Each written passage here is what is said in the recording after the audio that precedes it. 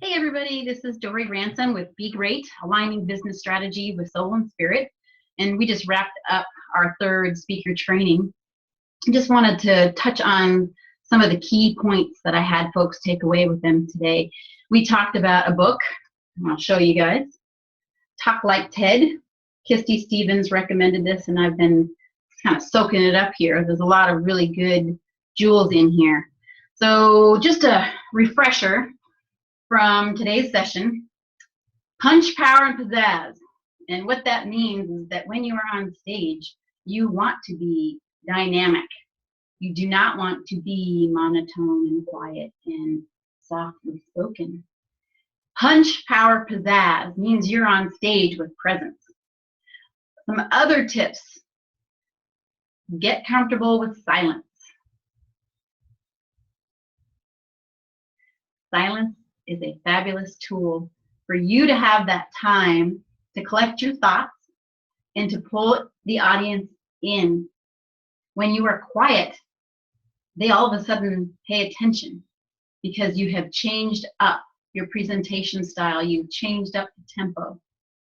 And it's much better than so, and we think that we need to fill the silence, and we don't.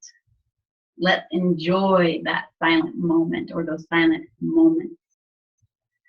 Some other nuggets, and I just want to share a little bit from this book that I absolutely love. TED Talks were based on the idea that we can present innovative ideas in very short amounts of time. The longer period we have to talk, the easier it is to go off on tangents. If we have 18 minutes, we only have 18 minutes, and we're going to fill that with meaning.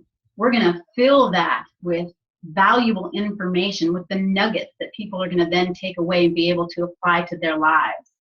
I love it. All these TED Talks,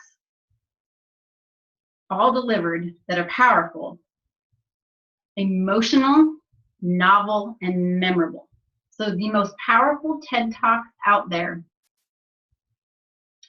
emotional, novel, and memorable. Those are the ones that you are going to want to see. Those are the ones that have millions of views. And how do we make them emotional? How do we make them novel? How do we make them memorable? And some of the ways to do that: getting really in touch with your personal story, getting in alignment with who you are, your life's purpose, and sharing your story or stories. We all have them, and that's how we connect with our audience. Sharing your story. So for me, one of my stories about speaking, I hated it. Public speaking, I avoided at all costs. And then I took a position as a teaching associate at San Diego State University. And I had to walk into a classroom of 50 students.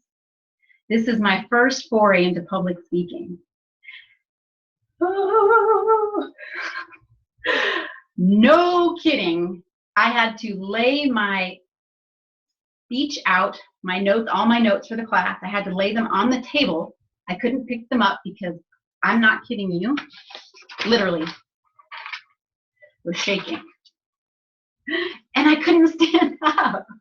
I had to sit down. My very first class at San Diego State, 50 freshmen, intro psych students, sitting there staring at me, and I can't even stand up. I don't know how, but I made it through the class, and I continued with my speaker training. And I became one of the top professors on that campus. And in 90, I actually was, well, it's probably later than that, 1995, you look up the top 20 best teachers on campus, best professors, and I'm in that top 20. That's my story about public speaking, the power of public speaking, and learning how to have punch, power, pizzazz, and also presence. Having a presence, connecting with your audience. That's what's going to make it memorable. Novel, the novel part is your story.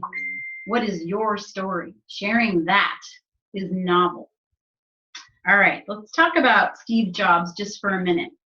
And his TED Talk, that's your homework. Go take a look at it. Spend some time familiarizing yourself with how he is presenting and the power in his presentation. Goodness gracious, his words. And most important, have the courage to follow your heart and intuition. They somehow already know what you truly want to become. How powerful is that? Dale Carnegie, 1915, comes out with the book, The Art of Public Speaking. And these 3 principles are the foundation of public speaking today. Aside from keeping your talk short, you got that. Enthusiasm, practice, and strong delivery. Enthusiasm, practice again and again, and a strong delivery. That is what's going to connect you with your audience. That is what is going to make you powerful.